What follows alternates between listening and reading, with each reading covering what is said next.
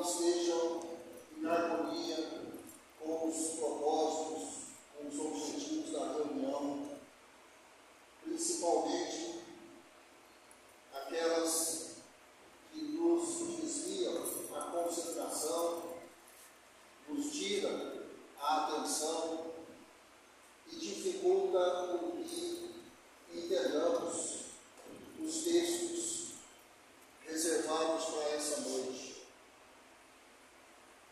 E aos encarnados, nós pedimos que se concentrem nas preces, nas orações,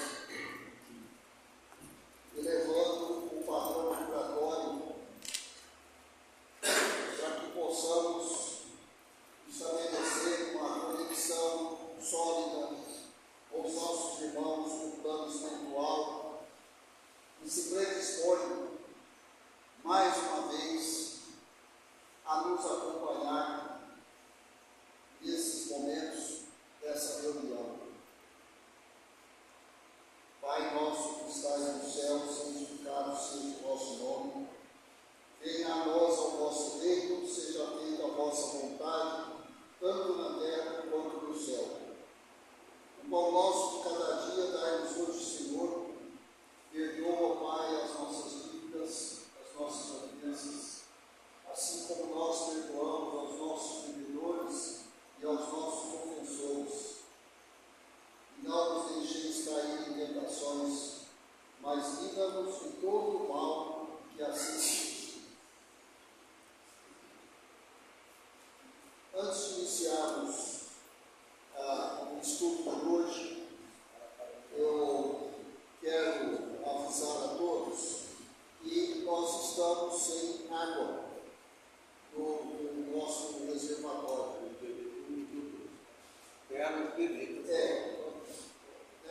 Uso restrito, porque está acontecendo uma manutenção do reservatório nosso, na caixa d'água, e momentaneamente estamos sem água. Bem, espero que todos compreendam. Tá?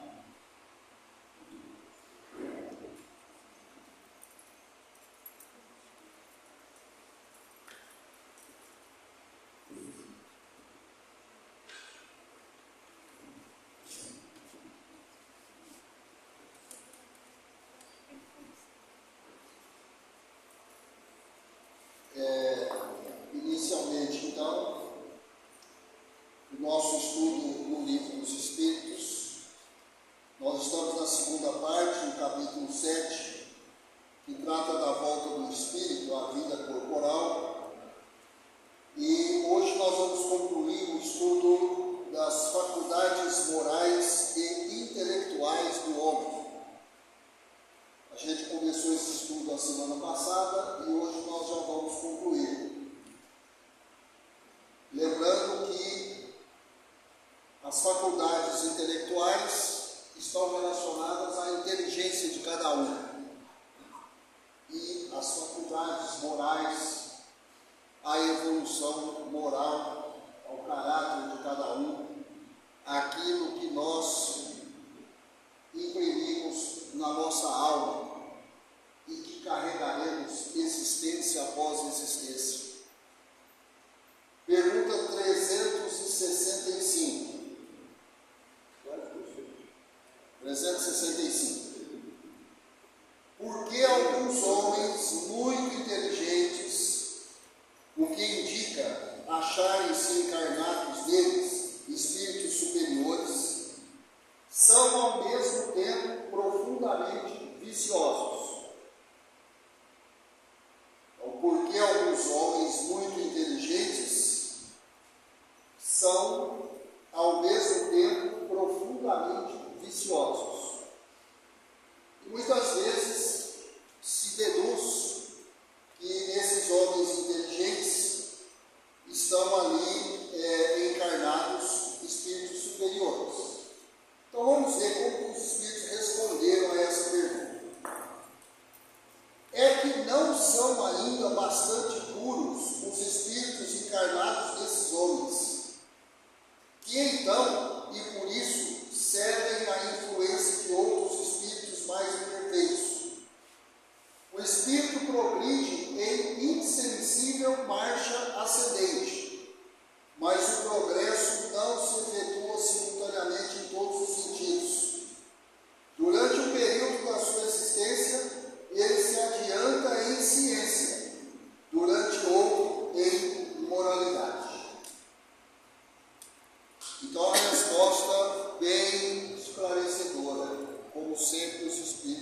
trazem, né, respostas bem esclarecedoras.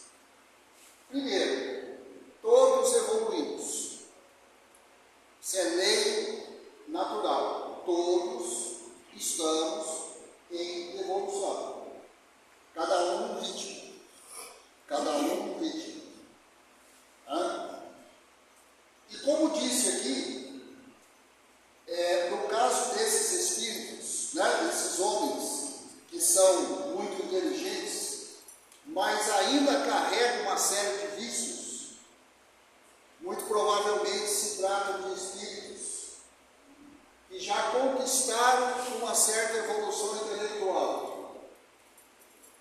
Tem, às vezes, amplo domínio da ciência, de algum setor da ciência.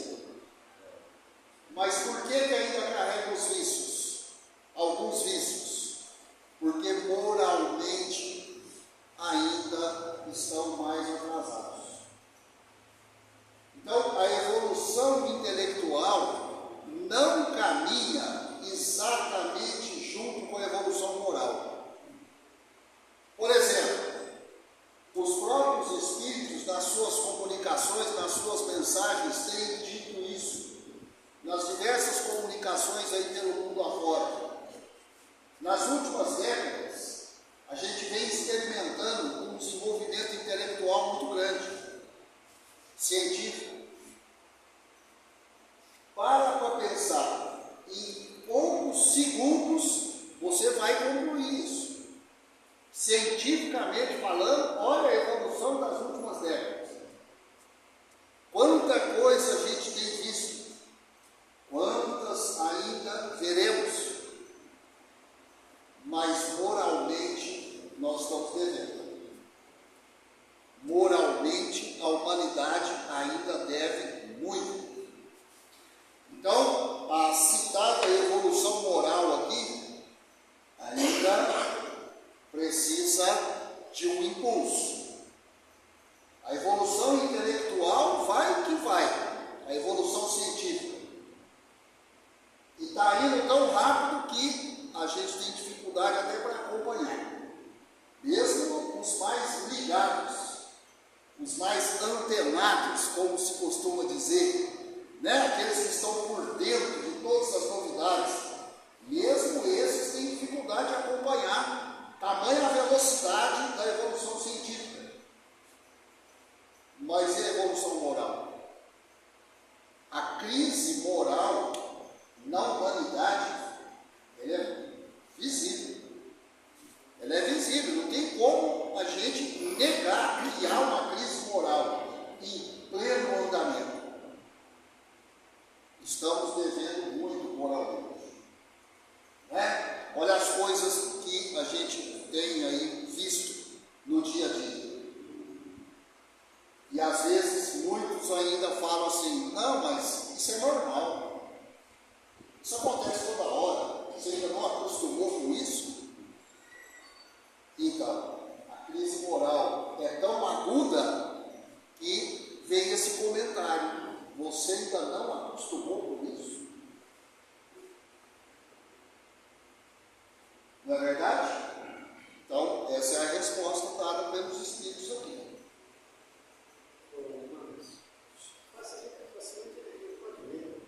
É só a gente pegar a época que era os valores,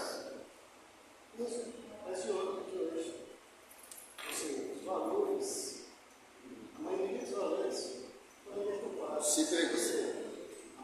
A moral que os nossos avós ensinavam para a gente é quase inexistente agora. Verdade. É isso. Né? Então, é o que eu falei. É fácil de todo mundo enxergar isso. Eu não considero que isso seja uma opinião minha, porque isso está aí diante de todos. E eu tenho certeza que todos têm plenas condições de enxergar isso. E a outra pergunta, a última pergunta desse tópico, a 366, que se deve pensar da opinião dos que pretendem que as diferentes faculdades intelectuais e morais do homem resultam da encarnação nele de outros tantos espíritos diferentes entre si, cada um com uma aptidão especial. Então, existem alguns que pensam nisso. Infelizmente e erroneamente, né? Que as diferentes faculdades intelectuais e morais do homem resultam da encarnação nele de vários espíritos ao longo das existências. Muito bem, então vamos ver o que os espíritos respondem sobre isso. Refletindo, reconhecereis que é absurda. Essa suposição é absurda. Então, se alguém tem diferentes faculdades morais, intelectuais, eu não posso com isso deduzir que isso se deve à reencarnação de diversos espíritos naquele homem ali. Então é um absurdo pensar. Veja por quê. Os espíritos vão explicar. Se o homem... o espírito tem que ter todas as aptidões. Para progredir, precisa de uma vontade única. Se o homem fosse um amálgama de espíritos, quer dizer, um conjunto de espíritos, essa vontade não existiria e ele careceria de individualidade, pois que, por sua morte, todos aqueles espíritos formariam um bando de pássaros escapados da gaiola. Queixa-se ainda o homem de não compreender certas coisas, e, no entanto, curioso é ver-se como multiplica as dificuldades, quando tem ao seu alcance explicações muito mais simples e naturais.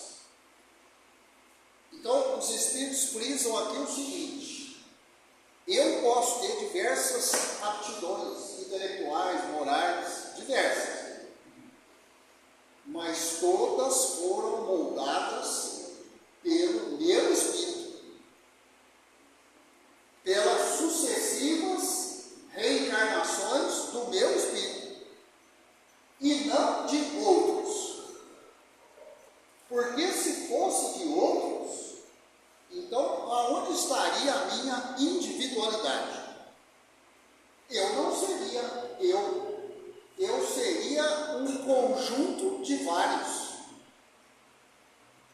E se tem uma característica que é preponderante no espírito, é a individualidade.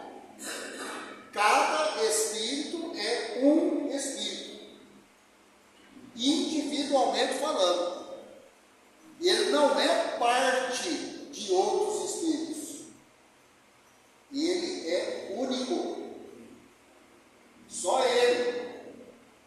Então, as características que ele carrega foram moldadas por ele mesmo.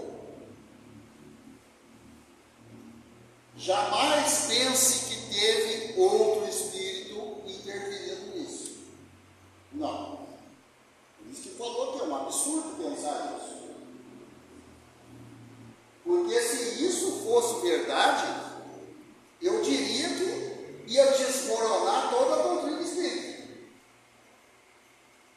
Porque a doutrina se fundamenta na individualidade.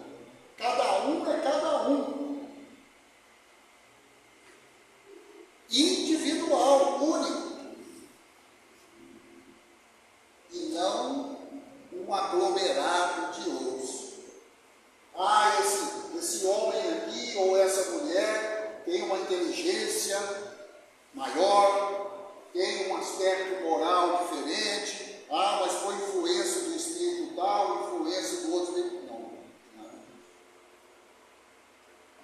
Todas as nossas características, sejam elas boas ou ruins ou más, nós mesmos que moldamos através das sucessivas existências que nós já tivemos e vamos continuar a ter. acontecendo na atual existência e impregnando o meu espírito, no caso a minha alma, porque eu estou reencarnado, eu vou carregar. Então, se lá na frente, numa existência futura, alguém observar alguma característica em mim, foi moldada por eu mesmo, e não por outros espíritos que ocuparam o meu lugar. Ficou claro isso?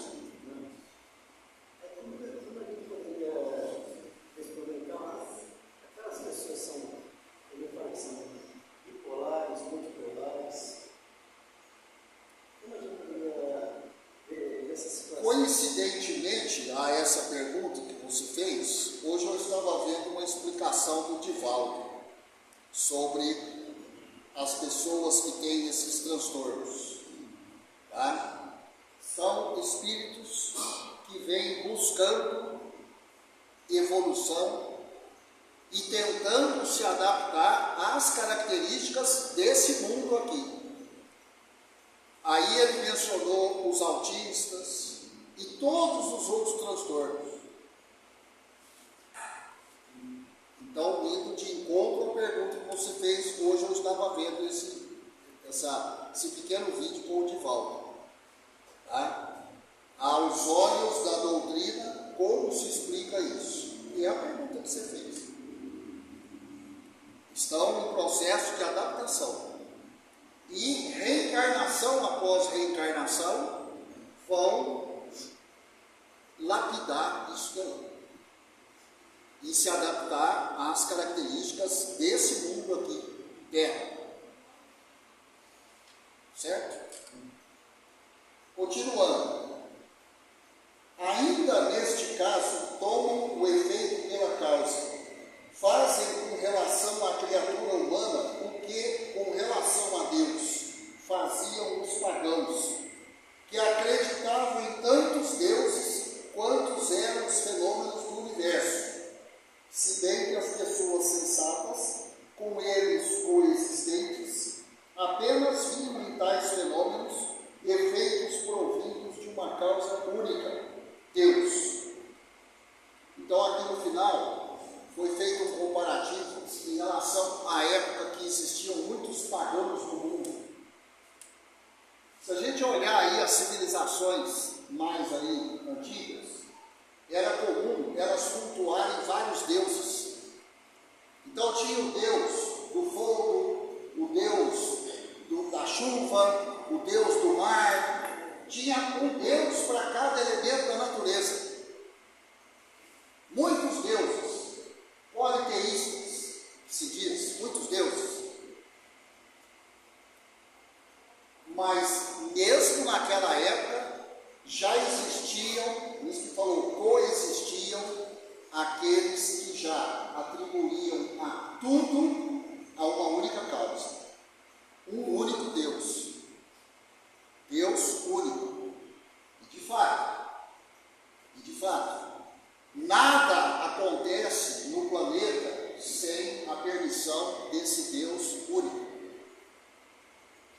Mas, em pleno século XXI que nós estamos, ainda tem parte da humanidade que acredita em vários deuses. Ainda tem as culturas aí que professam vários deuses, acreditam em vários deuses. Deus para isso, Deus para aquilo, Deus não sei para quê. Ainda tem. Não é surpresa, a humanidade ainda é atrasada. Estamos muito longe de deixar de ser atrasados, né? Infelizmente. E aí tem uma nota: o mundo físico e o mundo moral nos oferecem a esse respeito vários pontos de semelhança. Enquanto se detiveram na aparência dos fenômenos, os cientistas acreditaram fosse múltipla a matéria que hoje compreende-se ser bem possível que tão variados fenômenos consistam apenas em modificações da matéria elementar, única.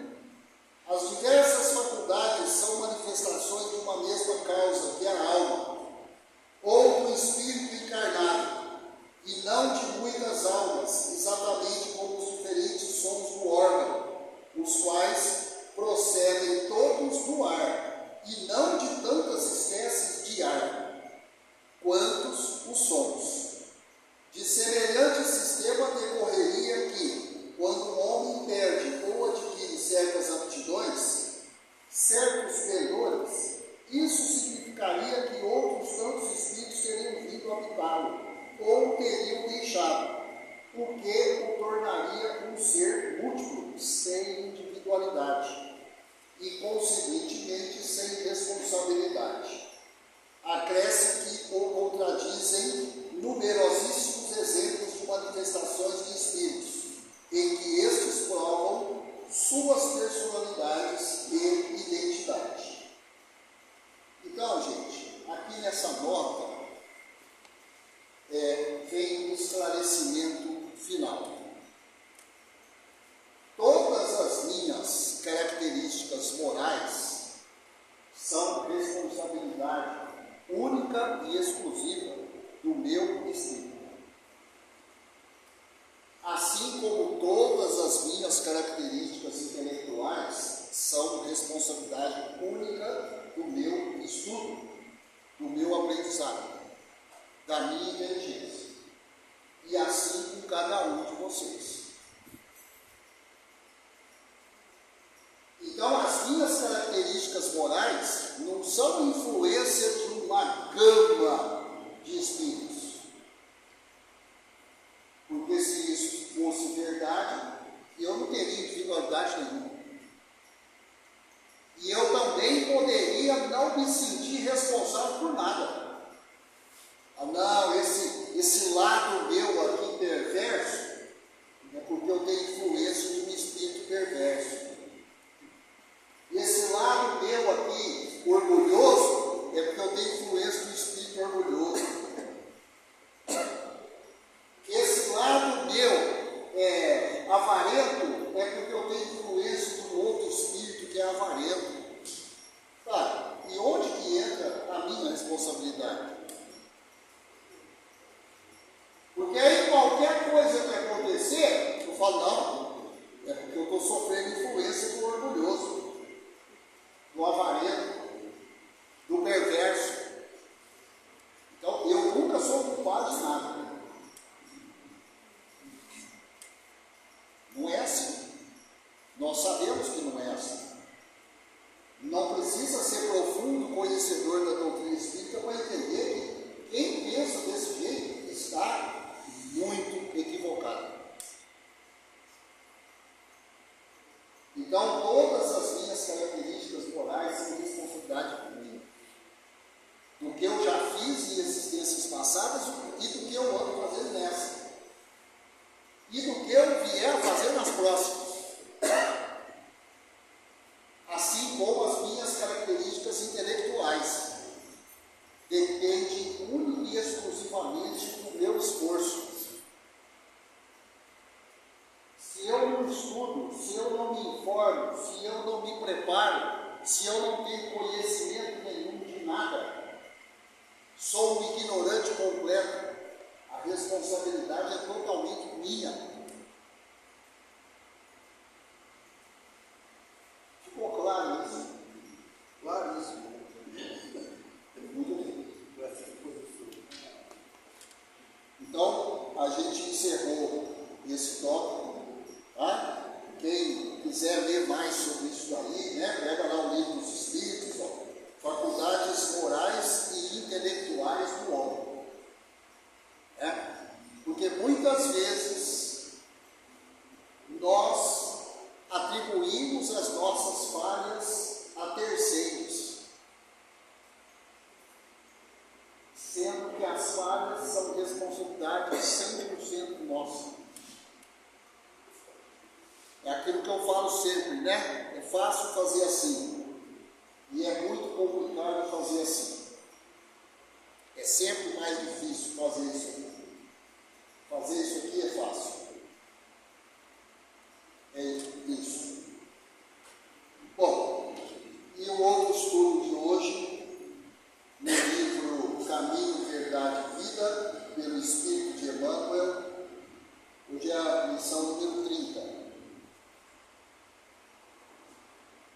Lição número 30.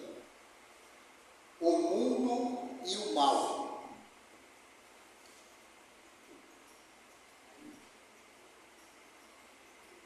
O mundo e o mal. Isso.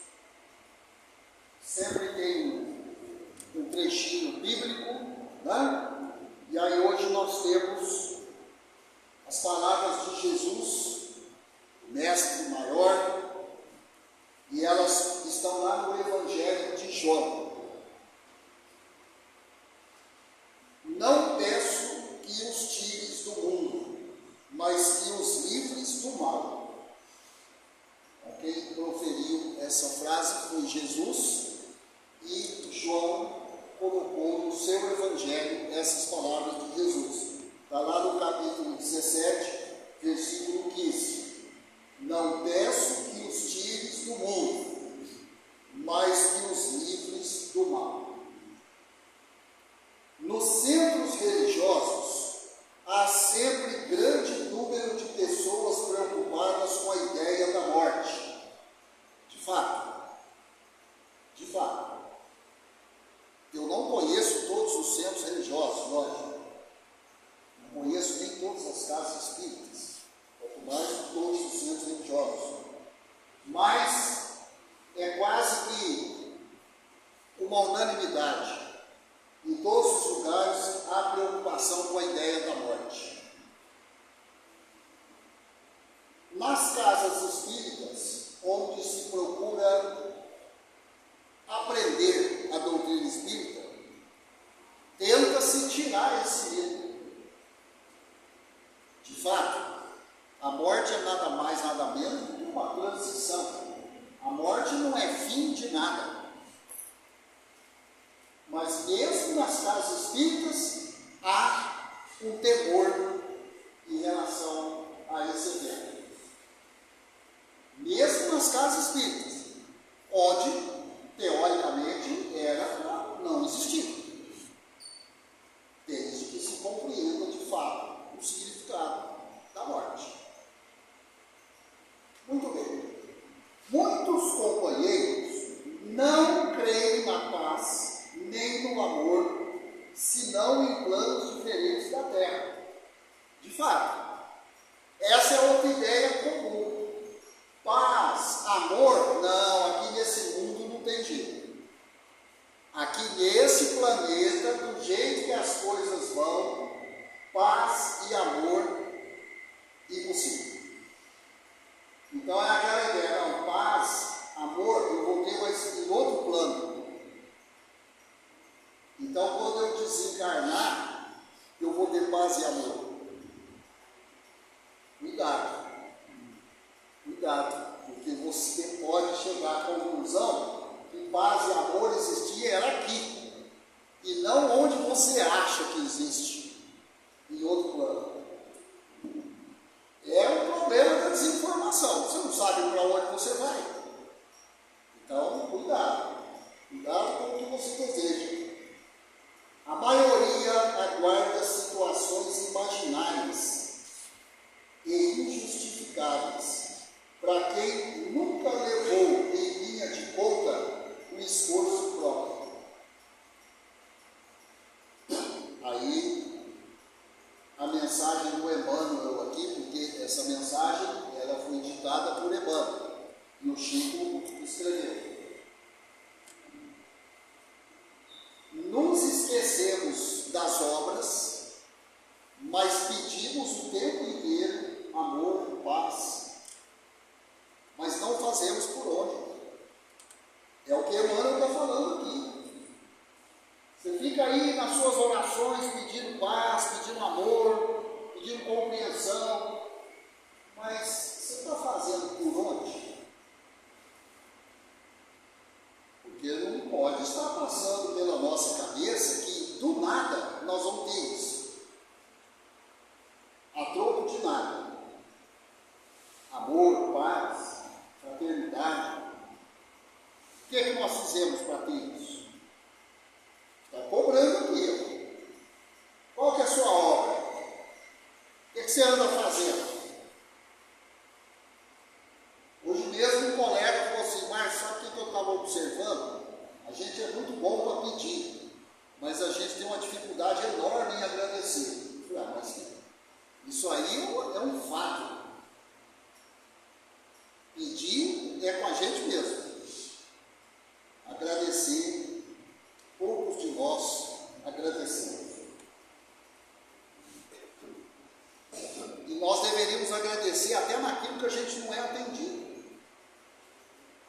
porque só de termos a liberdade para pedir já era um motivo de agradecimento.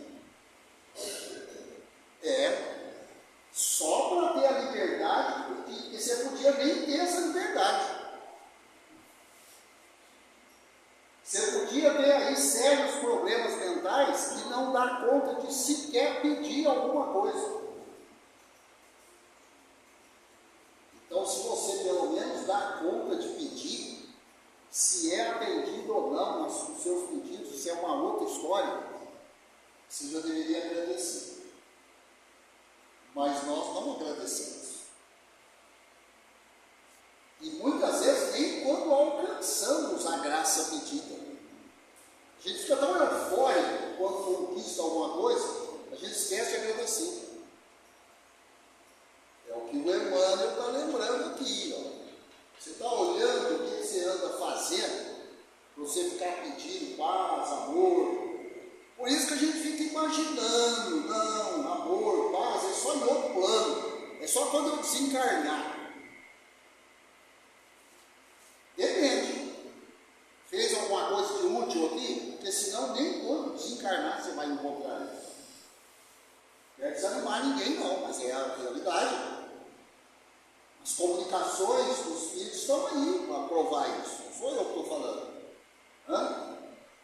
O anseio de morrer para ser feliz é enfermidade do espírito. Foi na parede. Não, essa tem que tratar Foi na parede. porque tem gente que tem que morrer. O anseio de morrer para ser feliz é enfermidade do espírito. Aí o Emmanuel bateu pesado. Aí pegou no meio. Porque de fato, muitos de nós temos esse equívoco na nossa cabeça. Não, feliz eu vou ser quando eu desencarnar. Depende. Fez alguma coisa enquanto estava encarnado?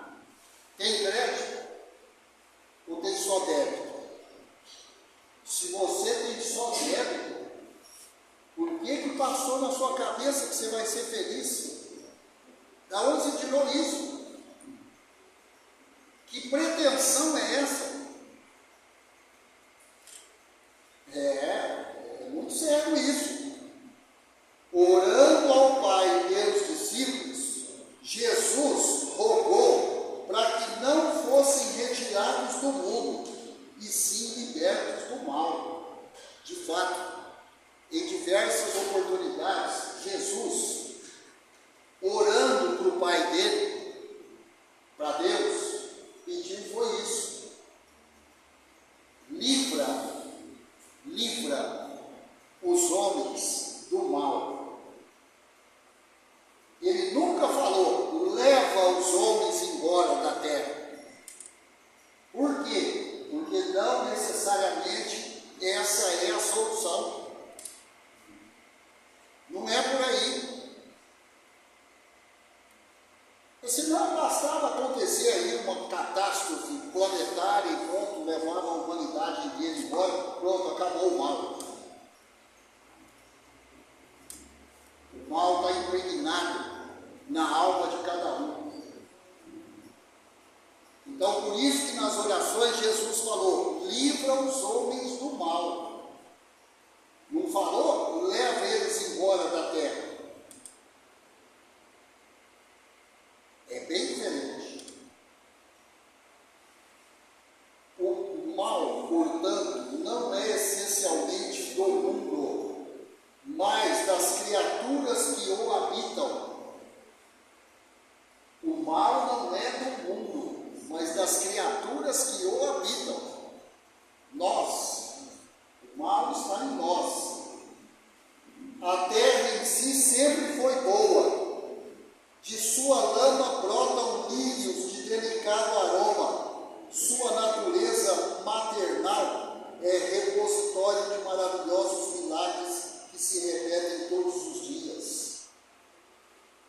De nada vale partirmos do planeta quando nossos males não foram exterminados convenientemente. É isso.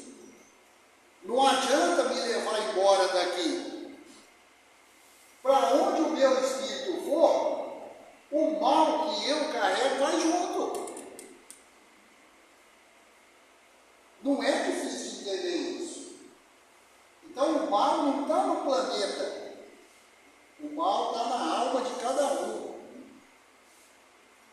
Então se eu estou aqui, se eu estou em outro mundo, em outra galáxia, e eu sou mal, eu vou continuar sendo mal. Então não adianta nada me tirar daqui. Só mudou o problema de lugar. Por isso que Jesus falou, livra os homens do mal. Deixa eles aqui.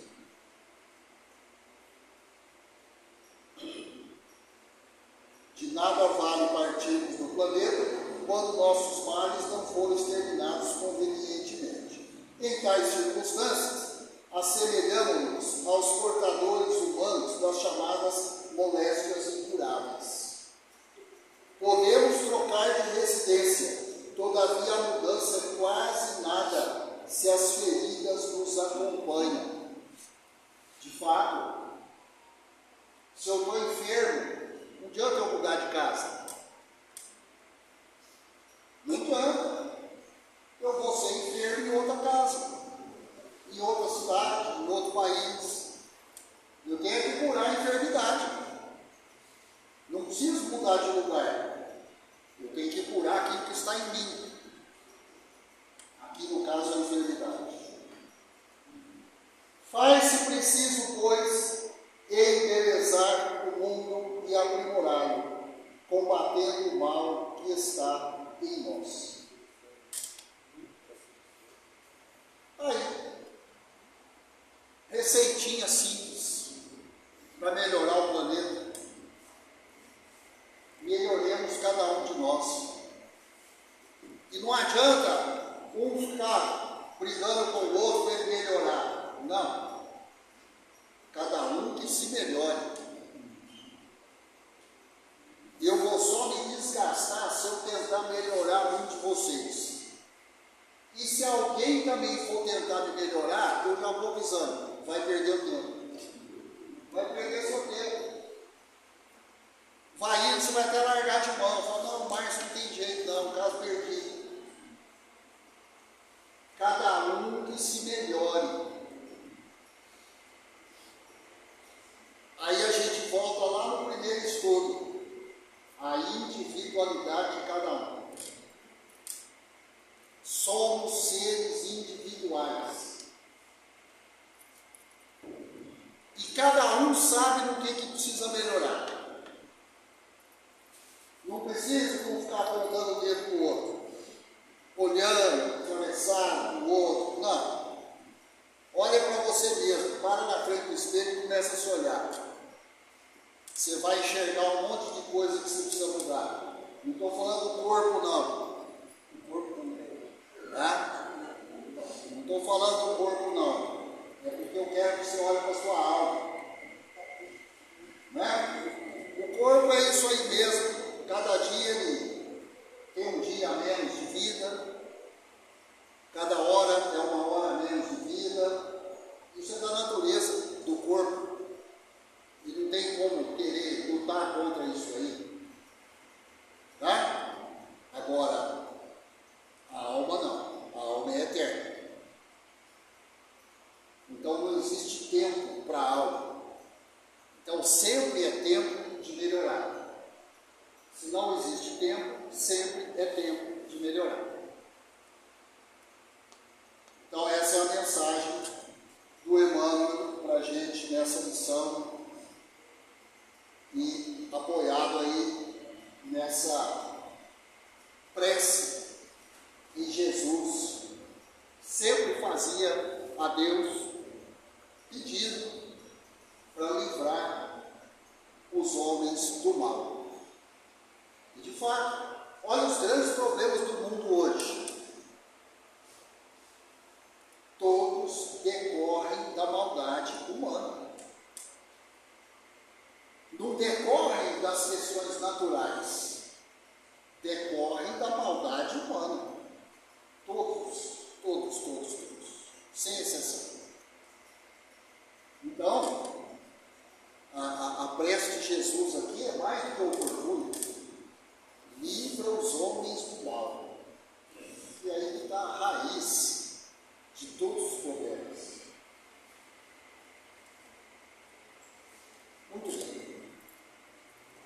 vamos para o trabalho de passe.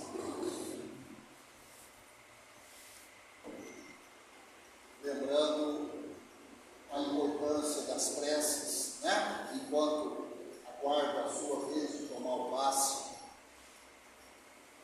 E eu quero lembrá-los também que aqueles que entram ali na sala do passe precisam entender que uma parte importante do passe são as vibrações de quem está recebendo o passe. O passista, o médium passista é uma parte, os espíritos que ajudam é outra parte, e a terceira parte é quem está sentadinho lá recebendo o passe. Precisamos todos vibrar na mesma frequência, para que haja efeito daquilo que você veio buscar. E nada melhor do que nos mantermos em oração. Se todos estamos em oração, estamos todos com a mesma frequência.